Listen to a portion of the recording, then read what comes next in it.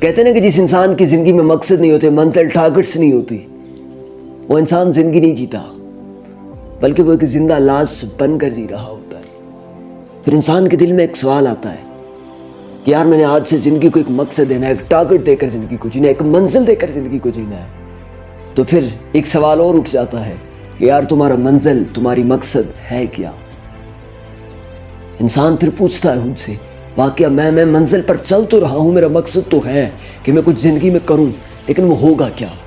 سنو کہ جب انسان کے دل کے اندر یہ سوال پیدا ہو جاتا ہے نا، تو جواب خود بخود مل جاتا ہے۔ قدرت انہی لوگوں کو جواب دیتی ہے جن کے دل کے اندر سوال ہوتا ہے۔ آج سے پہلے جب یہ سوال نہیں نہ اٹھا تھا، تمہیں نہیں پتا تھا کہ منزل اور مقصد کیا ہے، لیکن آج جب منزل اور مقصد کا پتہ چل گیا نا، تو پتہ یہ بھی چل جائے گا کہ تمہارا مقصد زندگی کیا ہوگا، منزل کس مقام پر تمہارا انتظار کر رہی ہے۔ جب تک سوال نہیں پیدا ہوتا، جواب اس وقت تک نہیں ملتا، اور منزل تک پہنچنے کے لیے خود کو بدلنا پڑے گا۔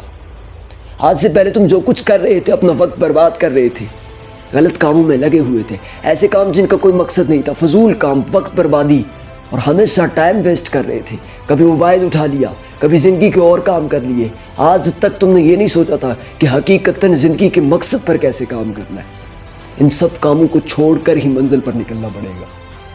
یاد رکھنا کہ جب انسان کوئی بڑا کام کرنے جا رہا ہوتا ہے نا، جب تم اپنی منزل کا تعین کرو گے نا، مقصد کو ڈھونڈ رہے نکلو گے نا، تمہارے مائنڈ کا ایک حصہ کہے گا تم غلط کر رہے ہو، اور دوسرا کہے گا تم صحیح کر رہے ہو، لیکن ودن 7 سیکنڈز اگر تم نے اپنے مائنڈ کے اس حصے پر ورک نہیں کیا جو تمہیں کہہ رہا ہے ٹھیک کر رہے ہو، تو تمہارا وہ حصہ ہیوی ہو جائے گا جو تمہیں کہہ رہا ہے غلط کر رہے ہو۔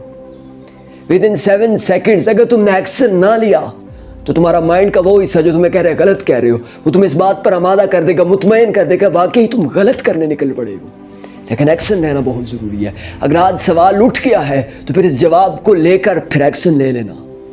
اگر ایکشن نہ لیا تو یہ سب چیزیں یہیں پر اپنی موت آپ مر جائیں۔ سیڑھیاں ان کو مبارک جن نے چھت پر جانا ہے، آپ نے آسمان پر جانا ہے، راستہ خود بنانا ہے، اور پتنگ کو پتہ ہوتا ہے اس نے جا کر کچرے میں گرنا ہے، لیکن اس سے پہلے آسمان کو چھونا ہوتا ہے۔